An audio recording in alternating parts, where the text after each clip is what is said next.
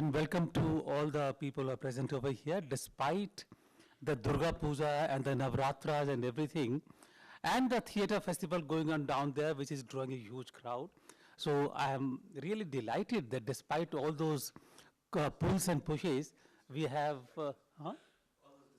yes, so many distractions, yes. The subject that we have chosen for discussion today, as we have been doing in the past, is something really relating to cultural values, cultural paradigms at a very fundamental level, which defines what we are. And I thought that in view of the importance of how we people take us as cultural entities, it's important to understand how this is actually built up at the very basic level of education, starting from the schools to the colleges. And I go to many conferences, and there is often a kind of a feeling that we are not giving enough importance to the subjects of art and culture in our educational syllabus. I thought that it's high time that we have a discussion to see why that is the case, why it is not given that much importance, considering that it is very fundamental to our own entity, our own identity, and still it's not there really. And very often in the schools, you do have a dance teacher who appears about 1 week or 2 weeks before there is a big function, and there is a public personality coming there. They develop, they choreograph something, and then the dance teacher vanishes the next day. So that's a kind of a level of art teaching that we have there, or we have very basic drawing kind of a thing. So I thought that we should have this discussion to understand the importance of art and culture in our education at two different levels. One, of course, that we're talking about as a part of the educational curriculum, so that right from the beginning of education, the importance of our young generation becoming aware of the cultural background, the cultural entities that they relate to, and in the context of India, where the territorial limitations did not limit the cultural boundaries. There were no cultural boundaries, in fact. And therefore, in that sense, awareness of cultural icons, cultural ideas were basically much more expansive than just the territoriality of India. So one is that really. Second was, and I think it's also important in that context to really see what do these ideas, cultural ideas mean? I mean, are they basically entertainment, pleasure, or do they mean something more different really? I thought that essentially, for example, a good Odissi performance or a performance by Bhimsen Joshi or Kumar Gandharv, it really transcends all those things and connects the individual to that spirituality, spiritual infinity, if I could say so, the so-called Anand. Second level at which I thought we should discuss this thing is that what is the value of culture in development of a person? And I thought in that sense, creating self-awareness of what or who we are and how do we relate to the surrounding environment, society in which we are located. In that context, the ideas which we have from the Upanishads, Aham Brahmasmi, Tattvamasi, what does it truly mean really? I mean, it sounds rather very, to say that I am Brahma. It sounds like that I'm really being egotistic or thinking very highly of myself. Or when we say Shivaham, I'm not Shiva really, but at the other level, I am Shiva. So to explore these ideas, to create the sense of self-awareness, whether art and culture plays a value or role in that or not. We have a very eminent panel here. We have Dr. Pratibha, who have been already introduced. Therefore, I will not go into this. Sharon, Lowen, and Shri Ashok Vajpeyi, Dr. Ashok Vajpeyi. Uh, each of them will bring their own perspective. I'm not going to really say, speak out what. She's an educationist. Sharon, Lowen is a practitioner of Odissi. And Ashok ji is, as we all know, a scholar who has worked considerably in the area of developing cultural ideas and developing cultural institutions. So, Pratibha, maybe start with you first. 10 minutes each, 10 to 12 minutes. And after that, we start the conversation amongst the panel and with the audience. And who would have thought you will become a director general of a cultural institution in India? And who would have thought that I would leave, desire to be a scientist, and despite my, a passion for physics, we would end up doing different things. And that, I want to just interrupt for a while. She was the brighter one at that time, and that's the reason I had a great deal of hesitation in admitting of where I was at that time. So you're both in physics? Yes. I thought that because it's such a small group, and all of you bring to this hall, great experiences, we just cannot really be, talking in vacuum, and much rather connect to everybody and have more time for discussion.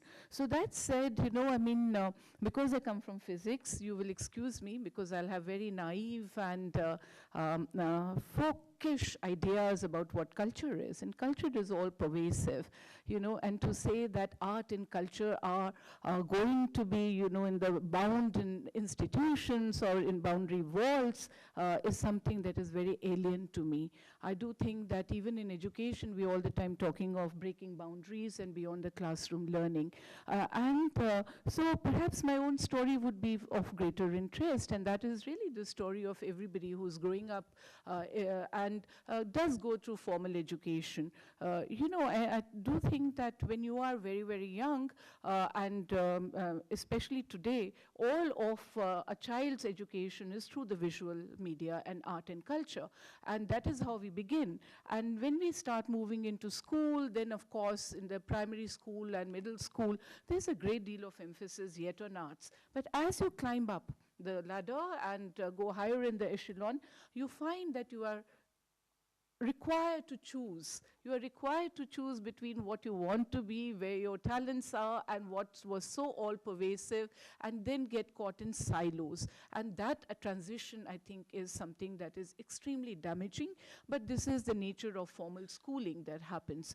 So I do know that in middle school, we already were beginning to choose, and those choices were, do you want to do art, do you want to do music, or if you are no good, then you can do Sanskrit. So those were very, very strange choices, and I could not see where the parity came, and I just took art. And I never knew that I was going to be able to doodle ever so well, and and that also was only because somebody or the other handholds you and teaches you. I will always go back to what moment transformed me in my own doodles and drawings. As every child, I learned to draw on my own a human figure which was in terms of triangles. And I don't know why that was so geometric. So you have, this is the upper part, and you could have a circle on top, and the bottom this is the skirt you wear, and then you have two cylinders. In the school I went, there was a very interesting day where senior students came and taught the younger students on Teachers' Day, something or the other. And there were two very, very distinctive experiences that happened. So here was this grade 10 boy who came into my grade 2 class, or maybe it could also have been 3rd or 4th, and he looked at what I had drawn as a girl. And he said, "Look at your shoulders.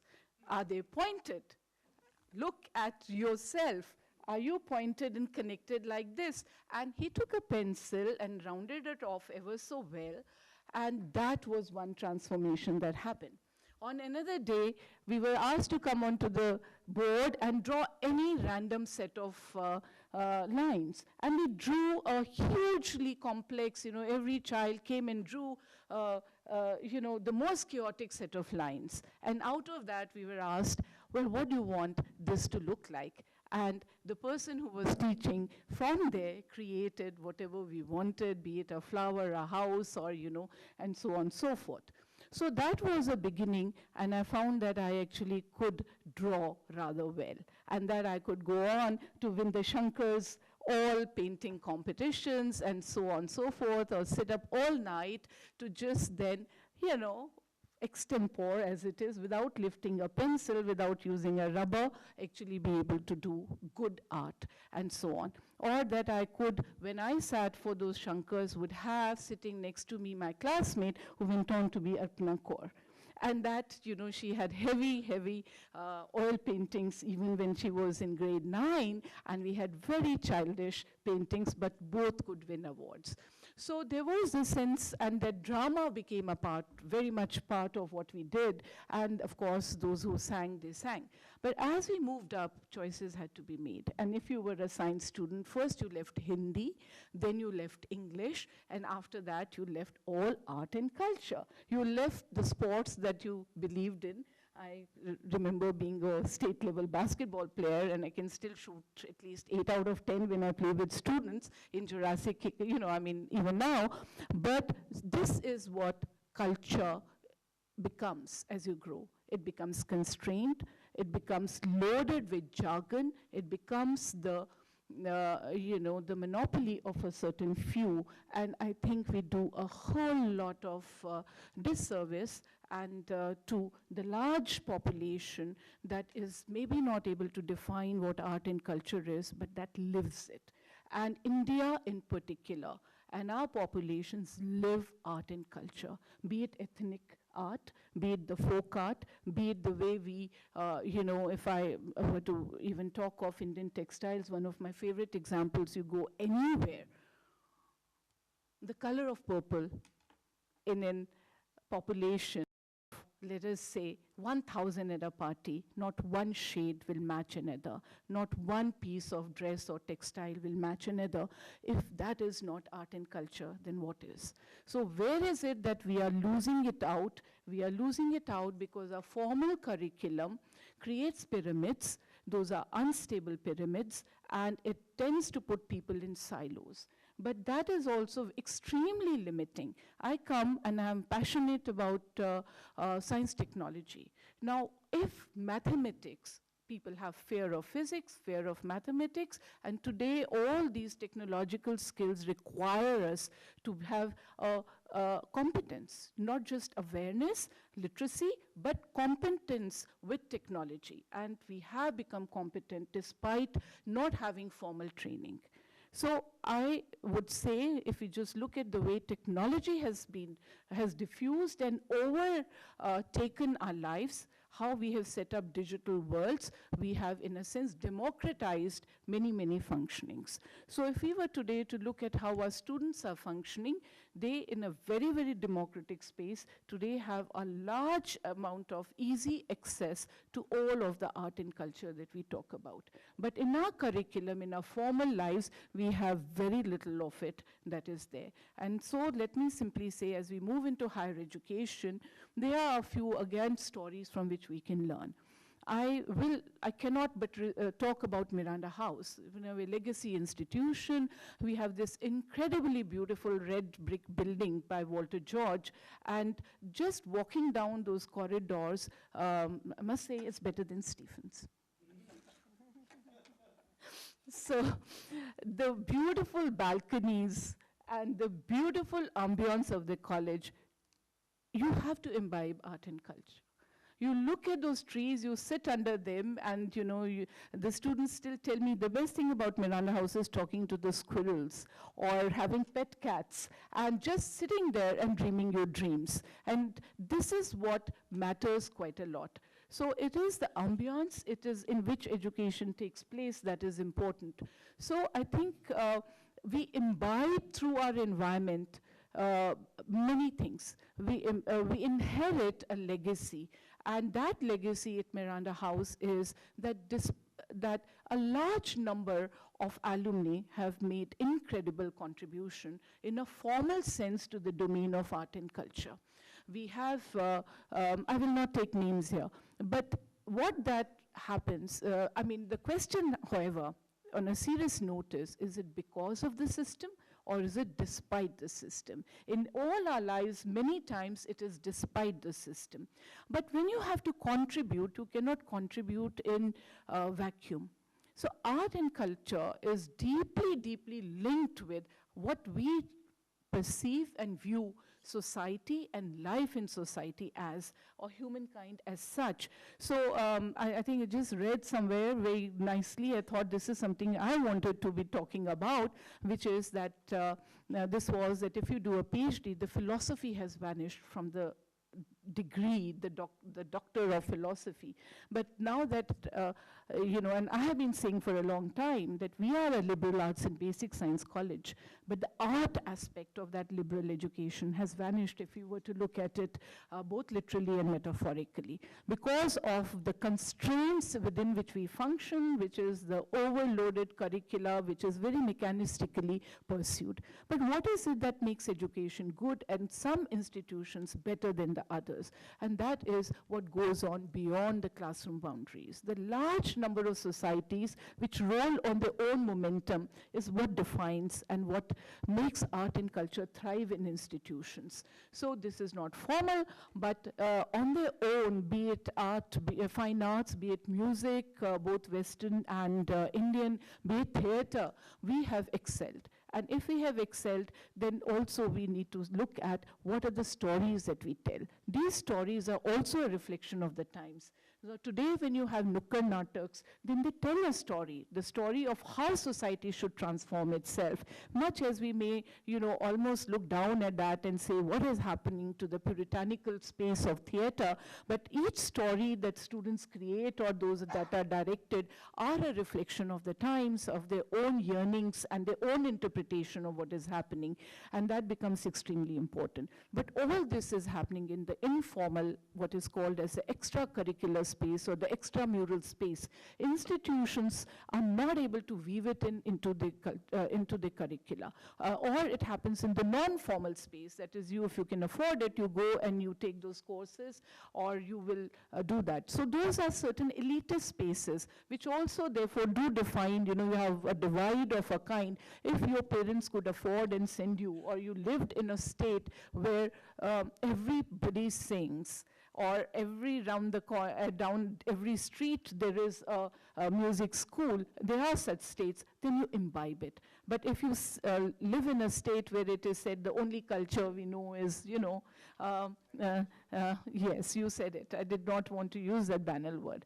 But even there, talking of that, the moment I hear the real Punjabi music, the heer and so on, you wonder, you say, my God, the richness of the language and the richness of this music does not come down to generations and generations, and least of all, today's generation.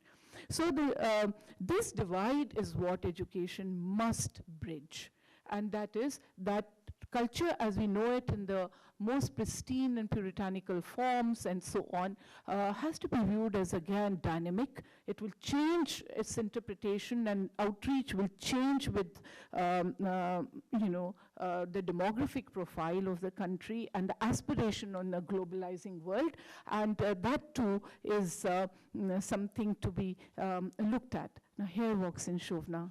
I just said that we are so lucky at Miranda House, and here is the icon. So that said, with each, since we're so few, it is more informal. And in discussion, I'll hand over to her. Yes.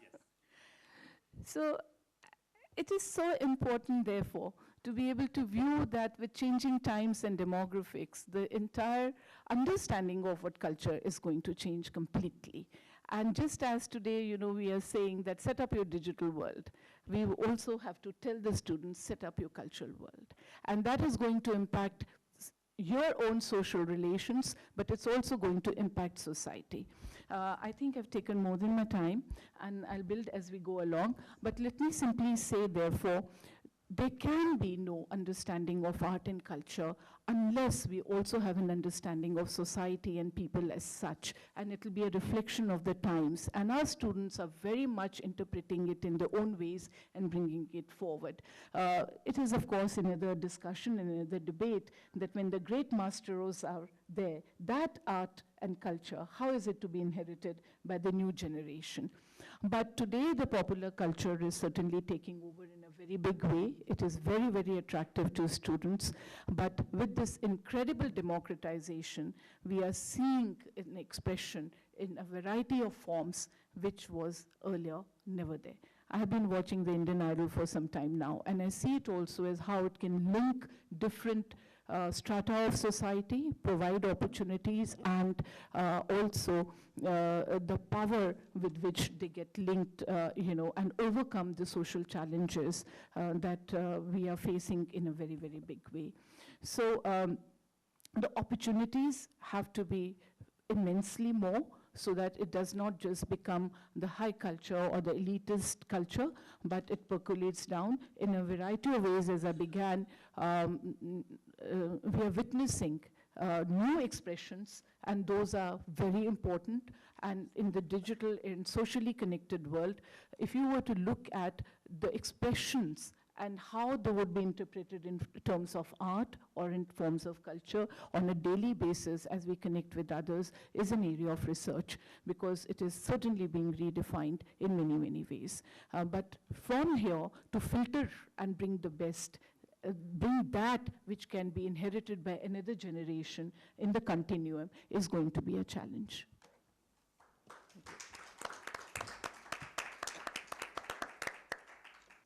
Thank you.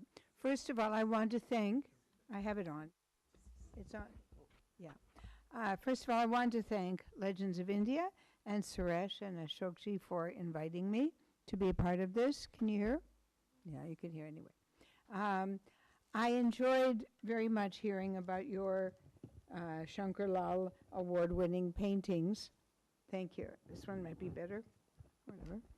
And it reminded me that I would not be here today without having had the many wonderful opportunities to experience arts in education, to experience the transformation that the arts can offer, which led me to go into wanting to share that with others, and also the exposure to arts literature from not only one culture, but many cultures, which is why I wound up here. But I'll leave that in case there's questions, but because I'd rather talk in a more general way about the arts. Now, when you invited me to speak on this subject, I realized that anyone who is attending already believes that the arts are important, or you wouldn't be here. So this is definitely preaching to the choir. So I thought I'll start by just sharing a few quotes about arts and education. I think many of you know these, but Plato, as you know, he said, to sing well and to dance is to be well educated. He also said, in order to be a good soldier, it's necessary to know how to dance.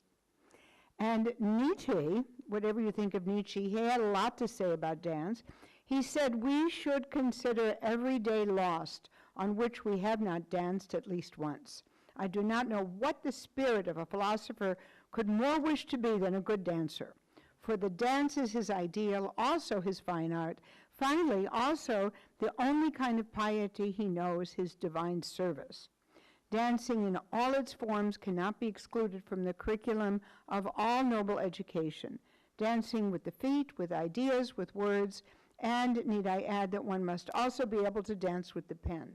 Now I'm focusing on dance. There's obviously quotes in every field. John Locke, the English philosopher, he said, nothing appears to me to give children so much confidence and so to raise them to the conversation of those above their age as dancing. And last, Confucius said, a nation's character is typified by its dancers. And this is echoed in Agnes de Mille, the great choreographer and dancer. The truest expression of a people is in its dance and in its music. Bodies never lie. So basically, education in the arts is basically an integral part of the development of every human being. It makes us more human. It makes us more complete as people. It cannot be learned through occasional or random exposure any more than math or science can. In education and engagement in the arts really need to be part of the school curriculum for every student. The other day I was at a very lovely school. They had a folk dance competition. They had more than 500 children. And Chauvina had actually, it's because of you, I had to get up early in the morning and go there. You recommended me. And it was wonderful. And we were talking about a workshop, and someone said, like, well, we'll find, some children that are interested. I said, there's no point in that. You see, the school is not to train artists. The school is for them to appreciate and understand. Everyone needs the broad exposure. And personally, as far as classical dances, I realize the teachers are mostly trained in classical forms, and so they base it. But creative movement and free expression is really a good foundation. Now, one of the things I wanted to share, even though you all love the arts and believe in it, is a little bit of data about how important it is as part of the overall educational system. It's a key component in improving learning through all academic areas. And I think all of you have experienced that the students who are the toppers academically also tend to be the good debaters, the good artists, the good writers, the good sportsmen. They very much go together.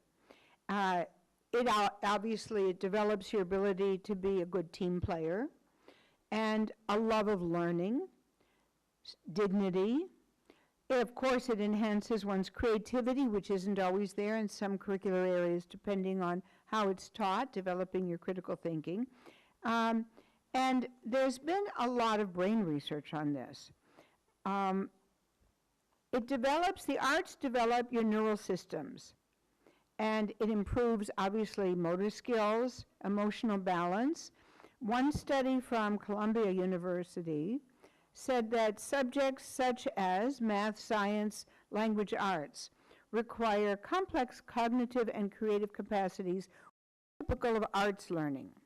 So the arts actually enhance the processes of learning, the systems that they nourish, your integrated sensory, attentional, cognitive, emotional, and motor capacities, which are the driving forces beyond others. So the arts are wonderful. And of course, everyone knows Gardner's seven intelligences, that there are many ways that you learn, and which include oral and kinesthetic, as well as simply intellectual. So the non-academic benefits, obviously you all remember the one thing that does happen, as you mentioned, somebody comes in 2 weeks before, you have to rehearse and get on stage. So that gives you your self-esteem, a little confidence being on stage, motivation. It also gives you an awareness. When I was looking at these children doing the folk dances, I remembered that, like, I grew up doing lots of folk dances, although I told them it was Highland Fling and Mexican and Israeli and Slavic dances, and occasionally Indian or Japanese. And that was part of the motivation for knowing there's not a career in folk dance, but to going every place. And when I looked at all of these children, 500 children, in all of their costumes from all over the country, I told them, I hope you go and visit the places that your dance comes from. Because I've been to all of them, I realized, looking at them. And I said, get your parents to take you, or go yourself when you're older. All right. So, a couple more points, and then I'll leave this. There was a study, the impact of arts and learning. This was 1999. So this I found fascinating, actually. The study of the fine arts positively impacts the learning of students of lower socioeconomic status as much or more than those of a higher socioeconomic status. They found that 21% of the students from low socioeconomic status who studied music, they scored much higher in math compared to 11% of those who hadn't. And that grew by the time they graduated to 33% better. So basically, if they had a music education, they did a lot better academically. So it worked even, and this is so important then, for government schools.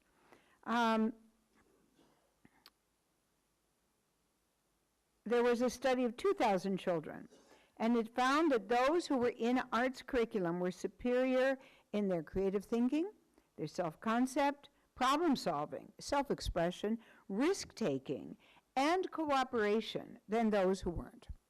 So we need to offer more in-depth learning about things that matter most, order, integrity, thinking skills, a sense of wonder, flexibility. All of these things are going to come from the arts. And perhaps the most fundamental element that we should consider is that it helps you to make sense of the world in which we live. So an effective education in the arts helps students to see what they look at, what they listen to, feel what they touch. It's an engagement that helps students stretch their minds beyond the boundaries of the printed text or the rules of what's provable. It frees them from a rigid certainty, and multiple solutions are what we need nowadays, more approaches. And so we need words, music, dance, visual arts. Even in the corporate world nowadays, everyone knows getting general knowledge is useless. You can Google it. What we need is that the human intellect draws from many wells. That was a nice quote. So arts education gives access to the deepest of those wells. And finally, performances here that celebrate India's cultural diversity, communal harmony, gender equality would be nice, and protecting the environment, which is the subjects that schools take up. These take the values off of the page into something that's a lived experience. You all remember when you were in school, when you had a role in something, how that is etched in you. You know, whether you were a tree, whether you were Sita, it's with you forever. So every performance on a stage, whether it's Carnegie Hall or a school open air, it's an opportunity to share the arts in a live shared communion between the performers and their audiences. In the sense that now, obviously the quality of what you get on Netflix is going to be superb. But a live performance, it exists only at that moment. It's only between the audience and the performer. It will never happen again the same way. And when you are not looking at it in isolation on media, but in a group, you're having basically a not self-centered aesthetic experience. It's like instead of an ego-centered experience, you are part of a shared, more universal. And then, of course, the arts of India want to take you toward non-duality, ideally, and being a part of an audience having that experience is part of that. So the impact of what's achieved doesn't matter your age or your venue, but everyone, so basically in the schools, you not only need to be doing your school shows, you need to have exposure, you need to be going to the museums. Of course, the thing that's phenomenal that nobody seems to quite appreciate as much as I do is that Delhi is the only capital city in the world where you can afford to go to the theater without being a heart surgeon or somebody in financial whiz. I mean, the tickets are non-existent. That may not be great as an artist, where we would like tickets to be the measure, but for going to the theater, I don't understand why it's not full of all of the kids, you know. I mean, as you know, when my daughter is 7, can I go see Marcel again? Sure. Just drop you off at Kamani and go in and sit in the aisle. I don't know why everyone isn't there. I hope everybody goes to see Shelley Jyoti's amazing exhibition over at IGNCA. Phenomenal. Everyone should see it. There's so much there, and it's so easy to get to.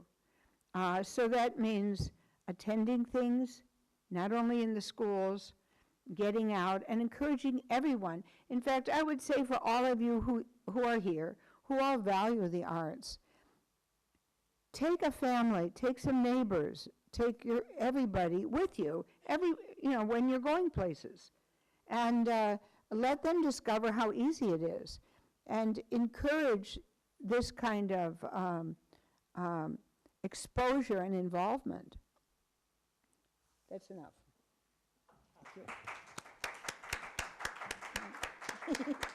For more than 2 millennia, without a satisfactory answer to who we are. But anyway, what I'm going to tell you is a tale of despair.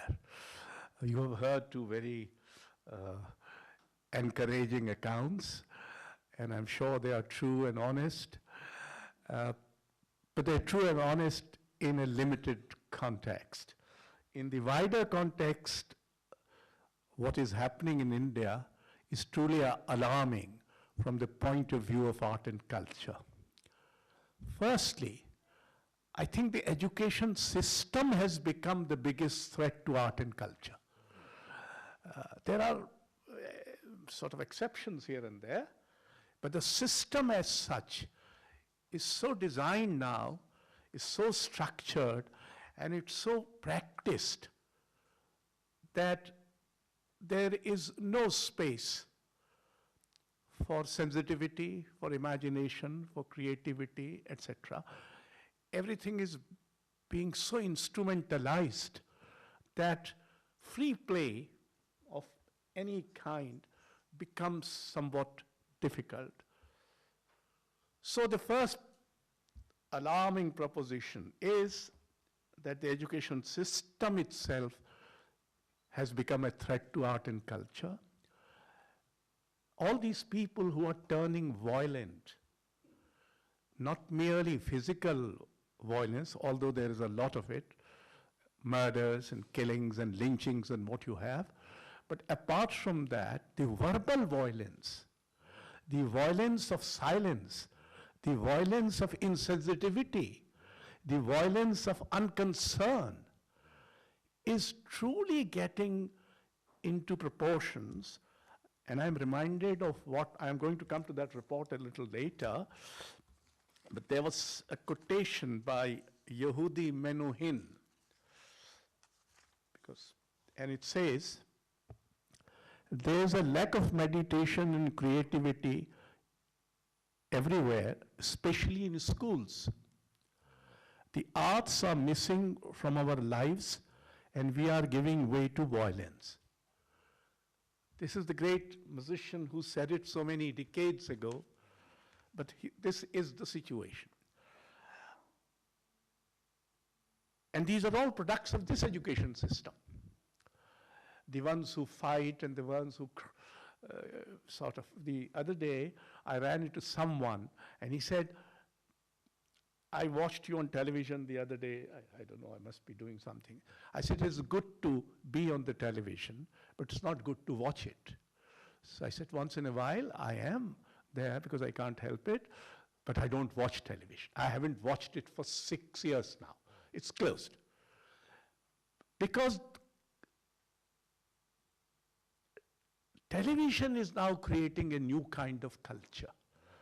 It is not merely the art and culture as we understood it, not even the digital technology, etc., whatever they may be doing, they can enhance the value of culture.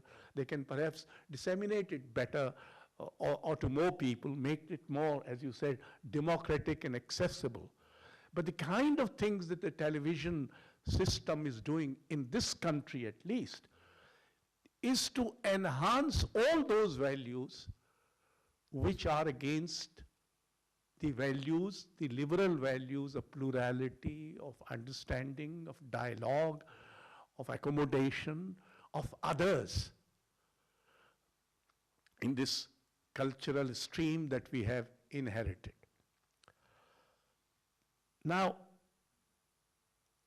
in the school education, it is not as if this matter has not been addressed before.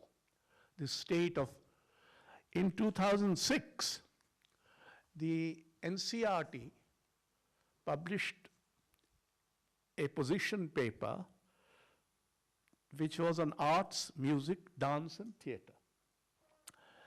They examined the status, and there were very eminent people on the, in the group who examined what is the state, and they made a large number of recommendations. And the first one, arts education must become a subject taught in every school as a compulsory subject up to class 10th. And facilities for the same may be provided in every school. The four main streams covered by the term arts education are music, dance, visual arts, and theatre. Special emphasis may be given to Indian traditional arts, which currently face the threat of being drowned out by so-called mainstream and popular arts. Now, this recommendation was made in 2006, and I don't know if there is an action taken report somewhere, but it will be a chronicle of huge despair and failure. Today, the education system is failing arts and culture. It is not as if you should, there are institutions which are exceptions, and they are all over the country. Mostly these exceptions are in either tribal villages or in metro cities. But the structure of, as we have of this country, with hundreds of these damn things which are called smart cities, have collapsed. Allahabad, Banaras, I mean, to take two examples. My own city, Bhopal, has somehow retained it. But Allahabad has collapsed. Banaras has collapsed. Patna is almost collapsing. Jaipur has, apart from the Lit Fest, nothing much to show. Now, of course, the Jawahar Kala Kendra has been revived a bit. But these institutions, these places which gave birth to great creativity, imagination, darings, etc., are dead. They are no longer concerned. Allahabad is not concerned. It's concerned with its name being changed. But it is not concerned that the great intellectual creative traditions of Allahabad have been destroyed, not anywhere else, but in Allahabad University itself. The third point I want to make, the third is, etc., you don't, please don't sort of count this too seriously. It's a way of making you feel that I'm making only 3 points. The third point is that it is not as if the system as administered has failed. It is also the system as taught has failed. Why can't a mathematics teacher take recourse to music? Both are totally abstract. I tell you, I was a student of science and was not so bad as I look. I had topped and got distinctions in every subject, etc. But at the age of 16, when everybody thinks, at that time I thought K.L. Sehgal and Lata Mangeshkar were the great singers and there was nothing else in the world to bother about, a teacher of mine took me to a classical music concert. I went unwillingly. And there was Krishnarao Shankar Pandit of Gwalior Gharana, a very tall, fair-looking, handsome man with a lion-like voice, almost roaring rather than singing. And I thought that I'll spend 15 minutes and get away. I got stuck. And for 2 hours, I kept on sitting. And in fact, now for 60 more, almost 60 years, I seem to be sitting in that concert. I never left it because it made a huge difference to me, so much so that I stopped listening to film songs, etc., etc. I got so converted to the classical music. This was a teacher who took me there. It was this teacher who made me see the film for the first time, because in our family, watching film was more or less a forbidden thing. So teachers can make a lot of difference, and they need not be necessarily teachers of arts. There is a CCRT whose basic mystique was that they will train teachers, not necessarily teachers who are involved in arts and culture, but teachers from various disciplines to use art and culture in their classroom. There was an attempt made in Kendri Vidyalaya. I had something to do with it. Incidentally, I was in the Department of Culture when it was part of HRD. Culture department and education department did not talk to each other. They were living in the same building. They had the same minister, and they have different secretaries. We met, if at all, at the briefing sessions of the minister for question hour. And we were comparatively irrelevant because there hardly any questions were asked on culture. Once in a blue moon, there will be a question about some archaeological site, that's all. So you have a kind of, it is not the system alone, the administrators alone who have ruined education, it is also the teachers. Because they are complicit. Today, there are such inroads being made into higher education. And why the teaching community is keeping quiet? Only few of them seem to object. Now, our civil service rules have been imposed on GNU, which means you cannot express, I mean, civil servants cannot express opinions on political matters. They can't, you know, or if you're wanting, you have to take permission. I never took permission, that's another matter. But at least the rules provide for it. Now you want academic community, at least in JNU, they've been asked that they cannot. Now if the academics are not allowed to give freely their opinion, who the deuce is going to give their opinion on anything? Now these kinds of inroads into, I'll come to another, the training and education in art and culture itself has been in a very, very tight and difficult situation. In music, it's completely collapsed. It never worked. No music college has ever produced a musician of consequence, a performer or somebody. Some of them have produced some scholars, that too very few. The fact of the matter is, Hindustani music, Hindustani classical music today do not have even 5 musicologists, which you can count as worthy of attention or listening to. Not 5. There's only one who's 79-year-old. That is Mukund Lat. That's it. In dance, there has been a mix. Some dance institutions have succeeded more or less. Kathak Kendra, Kalakshetra, Kalamandalam, Jawaharlal Nehru Academy of Manipur dances and all. But the dance classes, I mean the dance departments have not produced, to my knowledge, any performer worth bothering about. In theatre, you have again a mixed story. NSD made a lot of difference. But the departments in universities and elsewhere of theatre, again, met with mediocrity or whatever it is. So now, it's and I can tell you the 3 national academies, of one of which I was the chairman, trying unsuccessfully all the time to make them come together and do things together. It wasn't possible. I used the pretext of Kashmir.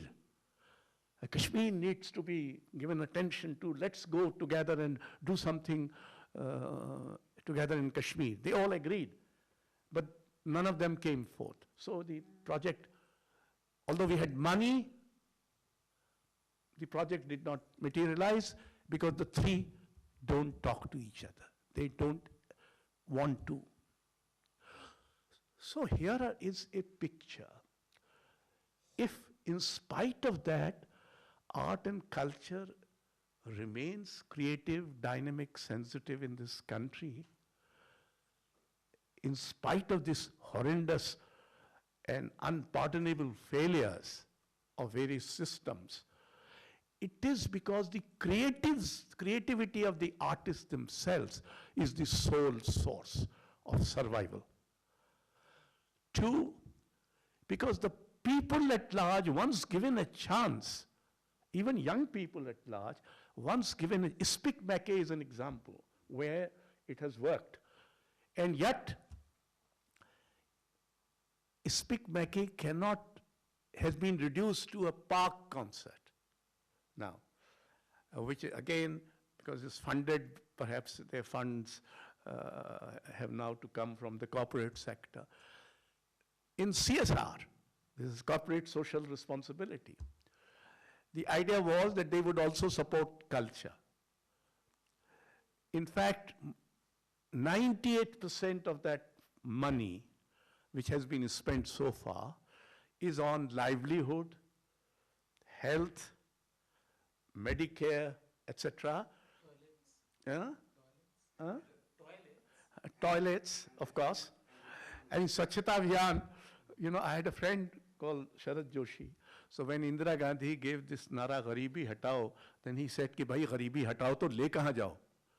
तो पिछवाड़े रख दो. अब जो है कि गंदगी हटाओ, ले कहाँ जाओ? दिमाग में भर दो. वो कहीं तो जाएगी गंदगी. So you are faced with a situation which is some of the cardinal values of plurality, accommodation, openness, listening to others. All these are being undermined in our public life. And it is, in fact, a matter of great tribute to the creative community of this country that under such adverse circumstances, they continue to create, to imagine, to offer alternatives. That is what it is. As for there are possibilities, of course, in the system, there are people who make a difference, etc. But the systems have not worked. Maybe we committed a mistake in imagining that the systems can work that way. Some systems, look at our two unauthorized systems. Unauthorized in the sense they don't have a charter. One is the caste system. There is no central authority. There is no guiding authority. There is hardly any scriptural or philosophical defense available, and yet it continues. And the second is the Guru Shishya Parampara in the classical arts, whatever may be its failures, but it continues. And it has again never been ordained neither by the state nor by anybody. So perhaps the idea is that we should stop expecting things from the state and its systems. These alternative systems alone, alternative ways of looking at, some of them were suggested by Mrs. Joni, for instance, that they could be done, and there are people who must be doing it, I'm sure. But I can tell you that I think to decide to be an artist in this country today is to take a great risk, but it is also an act of great imagination and courage. Thank you.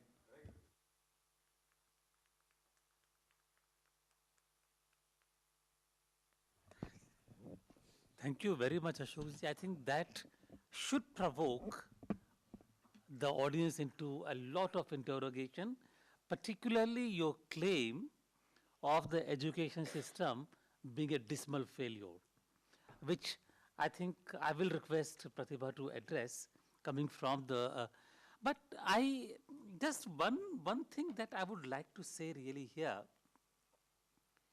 is that, is it really, Maulana Azad, he was a founder of the education system that we have inherited today. He was also the culture minister at that time. Yes. He was a person who brought together two things, and in fact, the only one person who thought of developing a cultural policy for India. So where did things go wrong after that? No, that's a long story. Let me tell you very briefly. There was an attempt to draft a national culture policy. When I joined here as a joint secretary, I was given by my secretary that you are here, you'll do other things, but your basic things, tasks are two. One, create a kind of Bharat Bhavan here, which is a multi-arts complex here. And two, draft a national culture policy. I did it with great enthusiasm, and I held a national colloquium of artists from various, literature, dance, music, theater, studies, etc., cultural studies, and more than 100 people. Finally, the draft was made. It underwent scrutiny by the consultative committee of parliament and this, that, and the other. The final draft was prepared in 97 when I left the ministry, and it was never heard of thereafter. I tried to remind various people, including one of the persons who became Minister of Culture and keeps on roaming in IIC with guards, that, sir, there is a policy document lying somewhere. Could you have a look at it? He said, write to me a letter, which I duly did, but nothing happened. In 2008, again a committee was formed.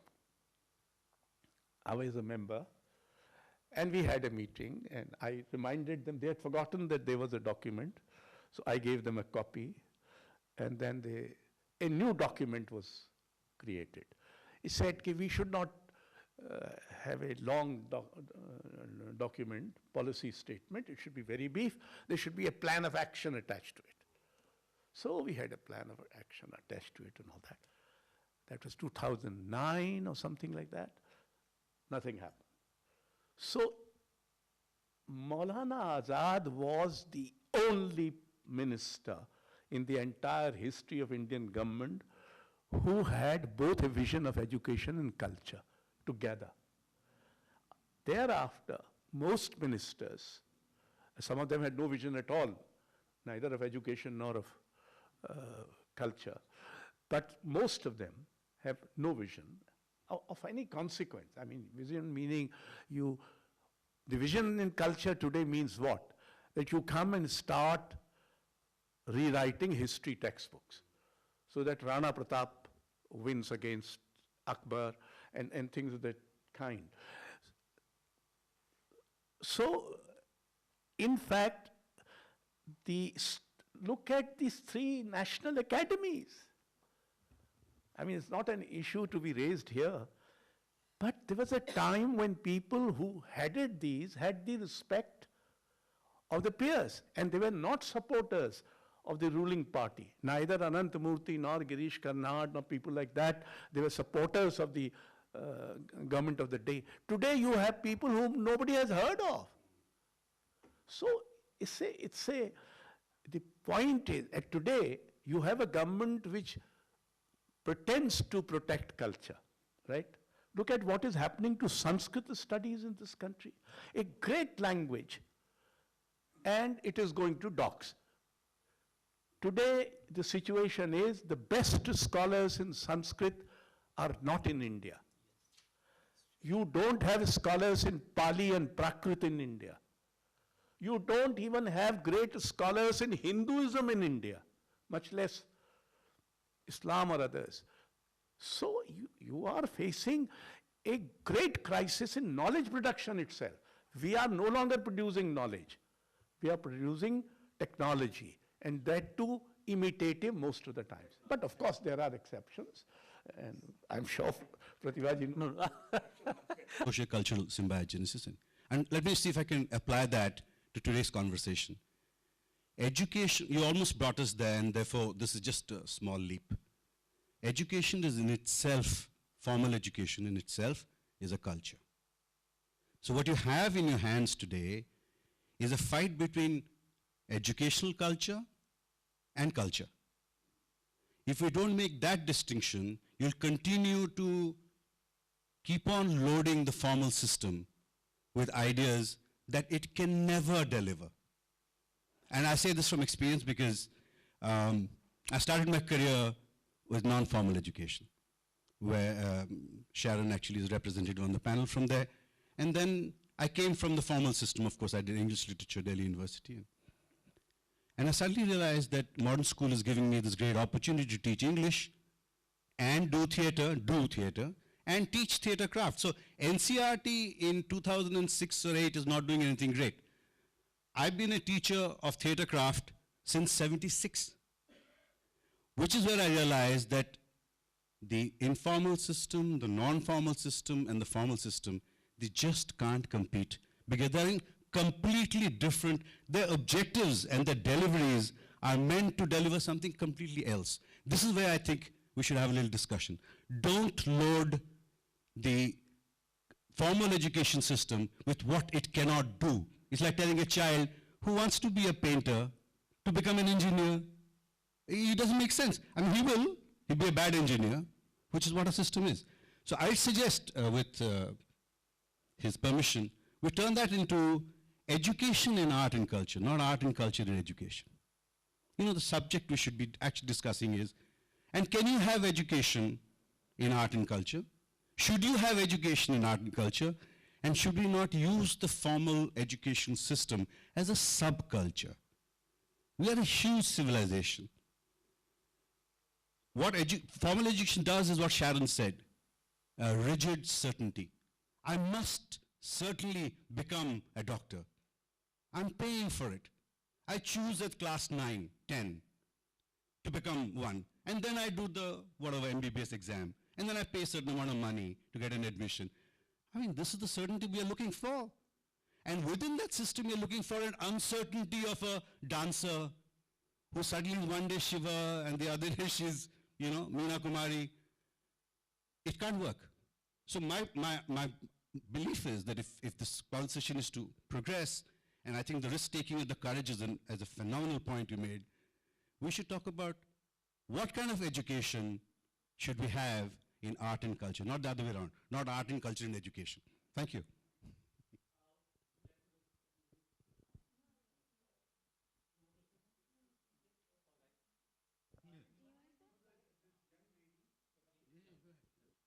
Do you want to say?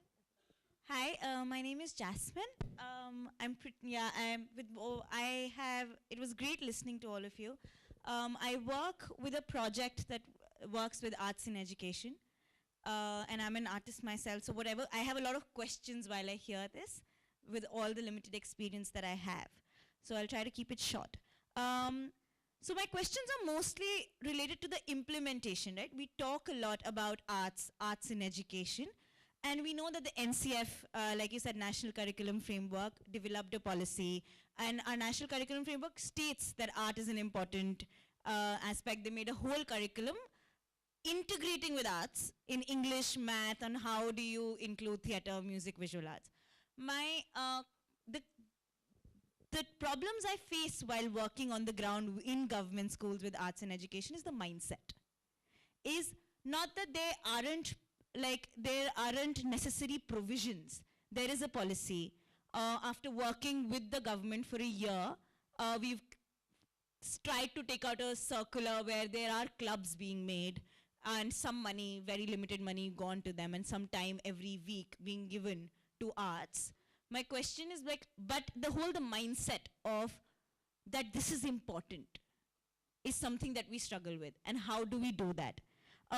Because in schools, what happens is, as you said, that that everybody wants their children to be at the top. My idea is, how do we make arts and culture as the top? And not, IAS is the top. So how do we really get that as math or English, as Sharon ma'am said, so that, as you put in the objective of the second point, which is it connects individuals to spirituality. It connects for self-awareness in that everyday things. I think those are the two questions in terms of implementation that I had.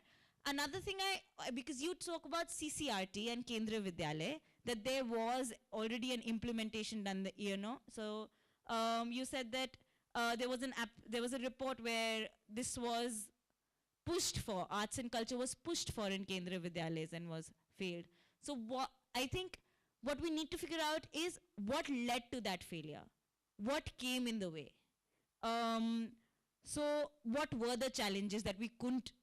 So it's not that initiatives haven't been taken. It's not that people in the system aren't aware of that arts is important. Where are the challenges that we are facing? Is it a principal mindset? Is it now that the CCE has also gone and all we are focusing is on 10th board exams? What are the challenges and how do we get past that?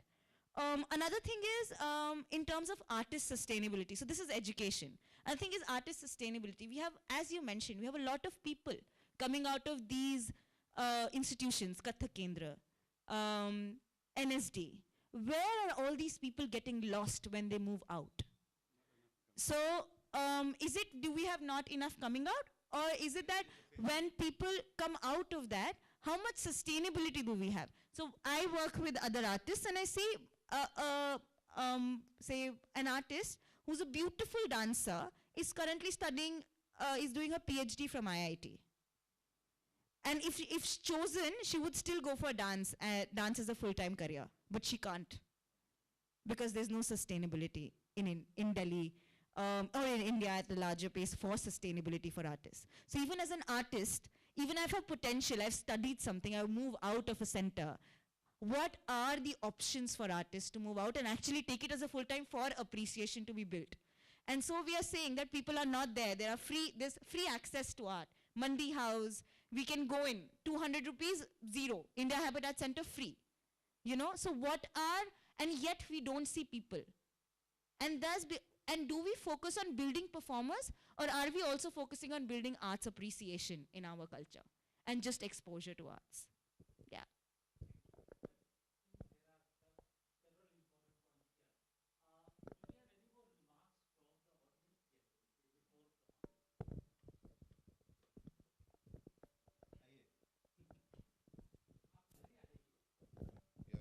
Thank you. I'll have a very small question because, see, there is one point which I wanted to make, on the dais and in the audience. You will be surprised to know that there are more scientists than artists. There are two physicists sitting on the dais. There is a physicist sitting there. And a person like me is also a physicist and so on. So we have a lot of interest. And what Ashok ji is saying, though it sounds very pessimistic, I'm not that pessimistic. I believe that there is a lot of things which are happening. A research has to be carried out, and what is the contribution of education system in increasing the number of students who are developing art appreciation. Speak Make. I think it's a great movement which was done, and the artists go to some of the remotest corners and perform. My question is a very simple one, that there is a challenge for the artists also. I find that there is an aristocracy in the artists. They don't want to share. They don't want to translate it into the language of students and young children. If they do that, like Guru Shobna Narayan has done, a whole lot of students have grown under her tutelage. Unless we do that, it won't happen. And why it is not happening? Thank you.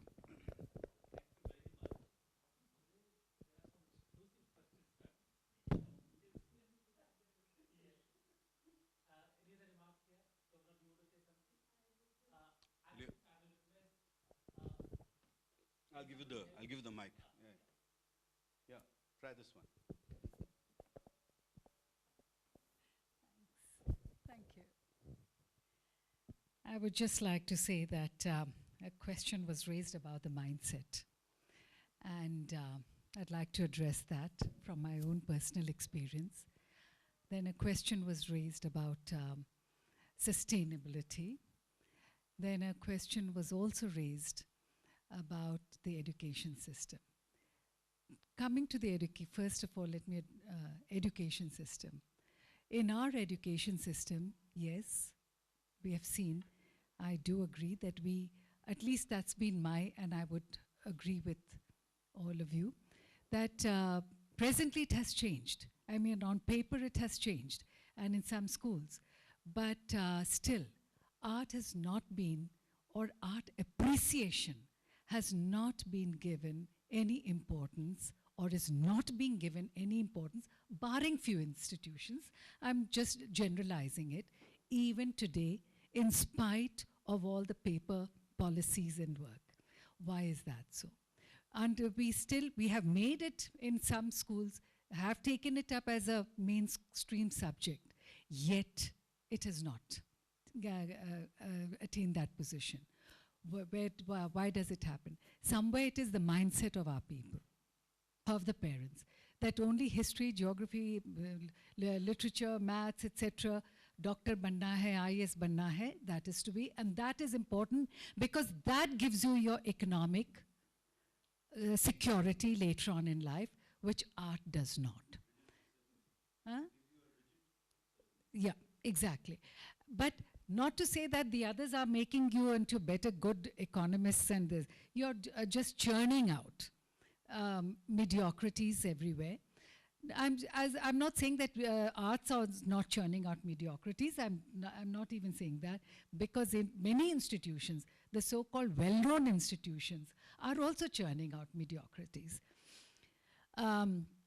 So the question is, how do we address it? Some way each one of us have to look into it. And let me quote a personal experience of mine. I'm talking about way back in the early 90s, late 80s or early 90s. SPIC McKay goes to elite schools and colleges. I've been part of it. But there's a Delhi government thing which does not go to elite schools and colleges. And I was sent to some schools, and I was not sort of welcomed over there, in spite of the fact that the Delhi government had sent me. And I was coming back, till the principal had not even offered me a chair to sit on, and I was returning till he was told that I was joint secretary in the ministry. Immediately, I got a sofa to sit on. I got everything. Now, that is a top-down. So that was one situation. And then when I asked the children, I said, do you think art, music, and dance are bad or anything concerned with art? They said, no, we don't, but they say so. They say so. I mean, pointing out. So the senior students didn't say that. It was the chutkus who said it. That shows how we, seniors, have to also take the responsibility of what kind of a mindset we are sort of inculcating in the children, with our unsaid language. Second experience of mine, went to a school, barish ho gayi, everything closed, and then suddenly the man says, "Behan ji, sab log chale gaye, ab aap mere liye dance kijiye." Like in the jaise like films mein hota hai. Now this is a principal and the senior teachers of the school saying it. So what kind of an education would they impart? I'm talking about culture in the larger sense. Culture in the larger sense. That we talk about Indian culture, but what about culture in the larger sense that is being imparted, practiced and being imparted? So there you were talking about mindsets, and so there we are talking about that. Then the third thing is you talked about formal education, and why not use art, the integration of art. One is art appreciation. But I came to know of it when my son was schooling in Vienna, so they are very important. It's an important part of the curriculum. But courtesy, Pratibha, when she did that international physics conference over here, and I had the opportunity of meeting Professor Stephen's Law. And now this, Ken Law. And he's a physicist and some very reputed university, and he said that when his children, now that is it, that today when you ask any science teacher or any, why do we take a spin or why do we take a pirouette, what kind of a laws of physics are being practiced in it. Why can't the two be integrated? Why can't we have this kind of a situation where a physics teacher or a chemistry teacher or a maths teacher, along with the arts and music teacher, are there together to be, so, Yeah. yeah. The education culture, yeah. Is a subculture to the larger culture that Exactly. they are unable to meet the demands of this very hard cultural civilization over many years. They are unable. That's So- because we are unable to. I'm unable to listen to another point of view of the artist or the mindset of the exactly. Yeah, yeah. So Okay, those. so, you know, obviously, there's multi-levels, and we go into the fifth dimension. The mind, for you want to know practical things. In terms of mindset, there is a limited amount that you can do individually with the work you want to do on the scale that needs to be done. The others can do that. So assuming that you find yourself or you seek out the situations where there are administrators who have the correct mindset. Okay, so assuming that here's a place where they want to have it. Not just they want the Spick-McKay show so they put it in their annual report that they did it, but they actually think it's good. Okay. Then the next thing that's the big challenge is time. Because in order for faculty and supervisors, whatever, to do an integration, you have to have time, which is very limited. So one has to be very efficient. How there is the time to do the cross-curricular integration will take time. And then fostering that with you and those coming in that have already brainstormed and have the expertise to say, if you want to do this, if you want to do that. So one thing that works is that when you have a theme, I mean, this goes about whether education, arts, or arts, you know, which way you're going. But the reality is, if you say, here's your curriculum, and with that thing, here are multiple ways that you can teach that curriculum together. So, for instance, you have a theme, and it's and then things are done on many levels. And you know, somebody's doing art and people are doing music, cultural geography. So they're learning it not only by memorizing a map, but making their travel posters, making what are the arts, what are the things. So for years when I was coordinating the integration of India into the curriculum for the American school, I would take like a theme for a week, and if it was, say, architecture of India, then the children are making jalis.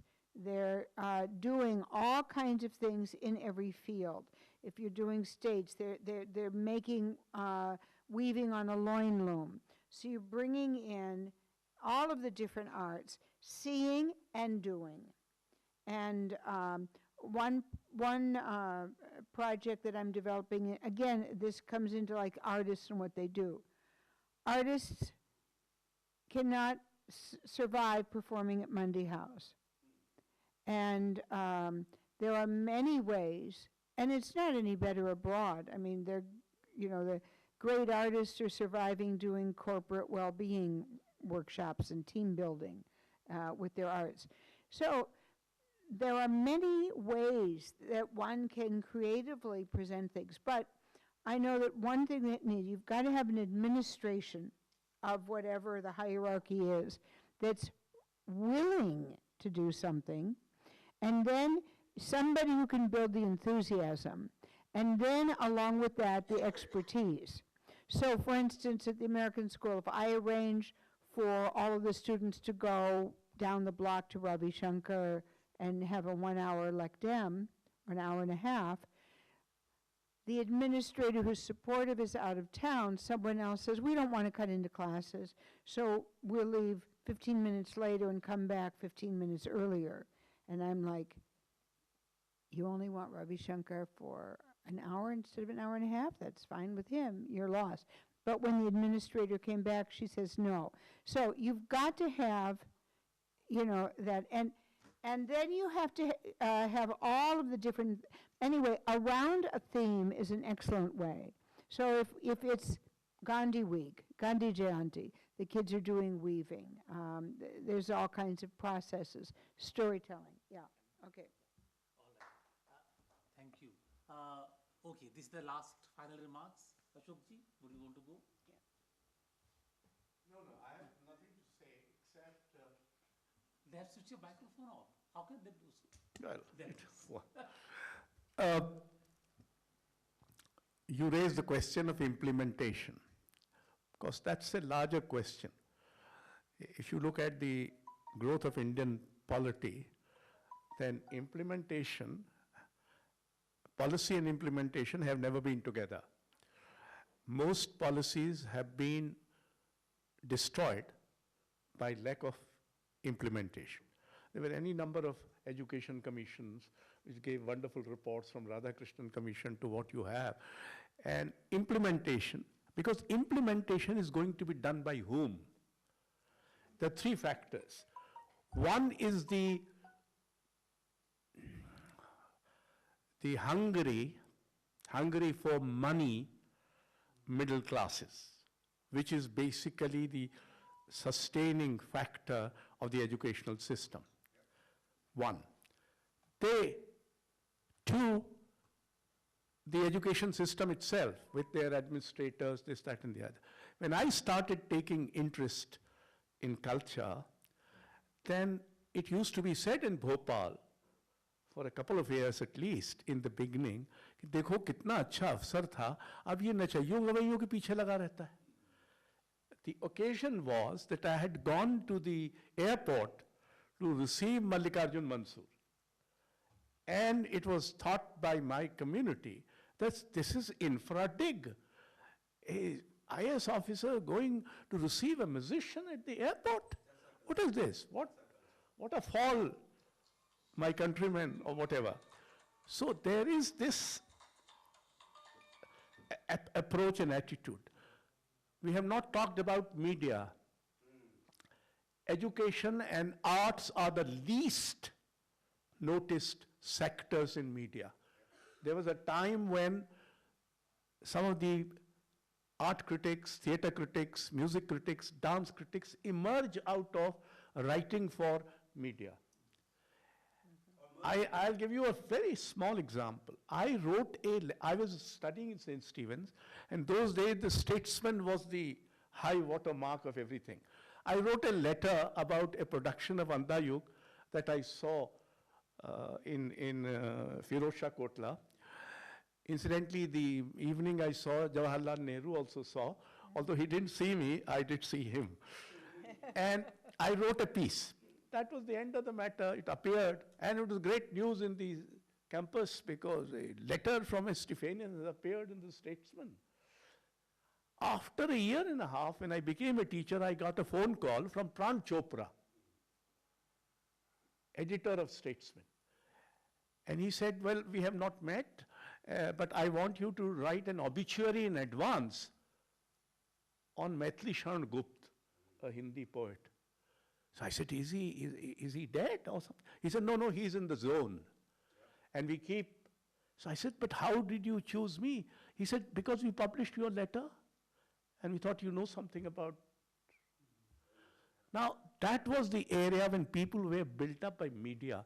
If a review would appear which will condemn a performance, there was a chap called Subudu. He was the maker. Charles Fabry. I mean, whatever they wrote, now that mattered. So, all these things have now disappeared because the reading middle classes do not want to read about music, dance. In fact, they also don't want to read about books.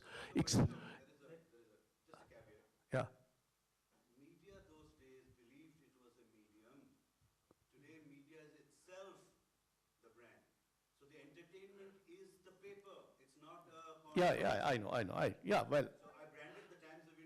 Yeah, so it's the mindset that you talked about, it's the same mindset which is working whether in implementation, whether in the system or outside or wherever.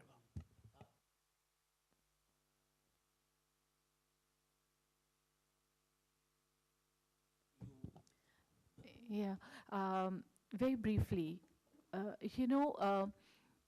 art culture, as I said, is part of each of us. So I look at it very differently. I look at it as dynamics of social change, and it's a bold world. And we're moving towards very different times. So if you are going, if the discussion is on art as we knew it, culture as we knew it, its dissemination, propagation, preservation, and passing it on as a heritage, that's a different argument, or a different discussion. But if you're going to look at it as that which is connected with living people, then it's a very different, and I think we came from two different platforms, because I am so much rooted to the young generation, and I feel with education what has gone wrong is teachers tend to teach the way they were taught, but you don't have to do that.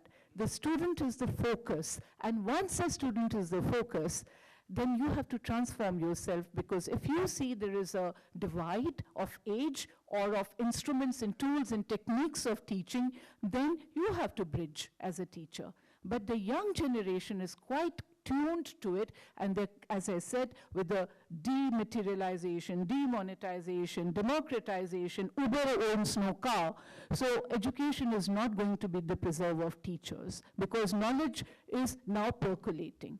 So attitudinal change, the growth mindset as we talk about, we're not giving spaces because we want them to be cast in our own mold. So who is to be blamed? Not the young student, but systems. And if we are not ready to let go of those systems, and we think that we know that we have to perpetuate the old systems for a new generation, surely then we are in for a state that is in a, flux is there. But I believe we are closer to the tipping point than most of us realize. We're closer to the change than most of us realize.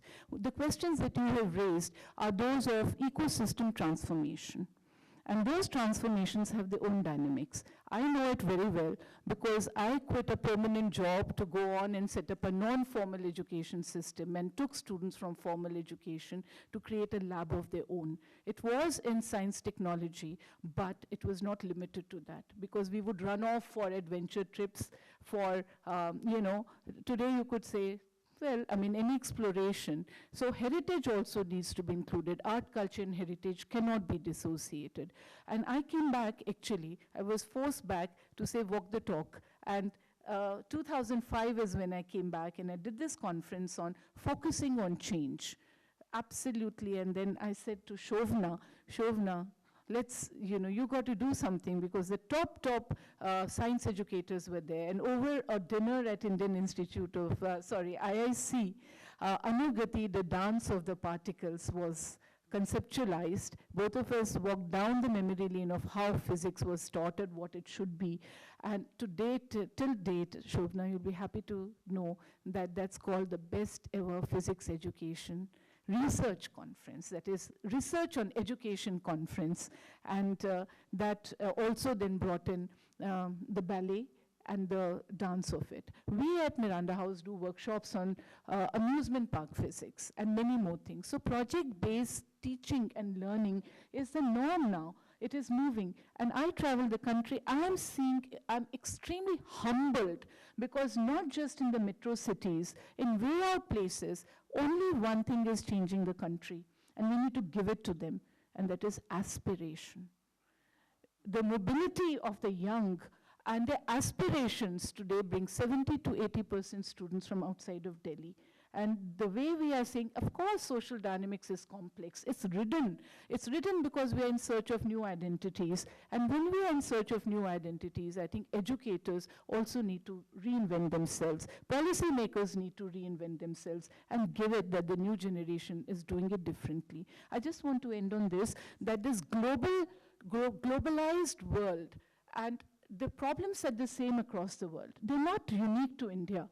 And they are the ones that I think European Union now has a 2020 plan of education in art and culture. OECD has a beautiful document which almost lists all that you're talking about. And the problem that is arising is because our generations, I'm not going to say just the young, but in the young we are seeing, but all across, social fabric is being redefined and is being torn. So you are seeing that there's a there's a chasm between the social, the emotional, the cognitive, and so on and so forth. And within that, you'll find new cultures. You'll find new art forms, only if you were open to looking at, let us say, art produced by a tortured mind or by a student who did not make it to the course they want. And I see it. I see it in the transformation because all students do posters for every event, and you look at the transformation. Students today are setting, they say they're curating exhibitions. They talk of installations. They're not just talking about those little art pieces I talked about, and these installations are happening everywhere, and we are facilitating. So if I'm a sensitive educator, then I have to do it. The other question you talk about is scale up. When ecosystem transformations take, you are autonomous, take the power, have the power to do it.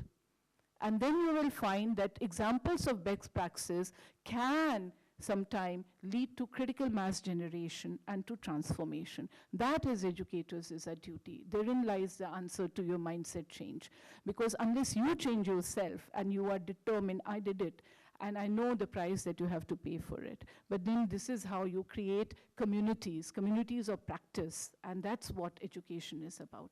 It's not about institutions and brick and mortar and those things, and increasingly those will be gone and dead, and if you're going to start thinking again and again, more and more about the brick mortar, boundary wall education, gone. So perhaps this is the time for the Gurukul of a very different kind. You, your mentor, and that social theory of learning is so powerful.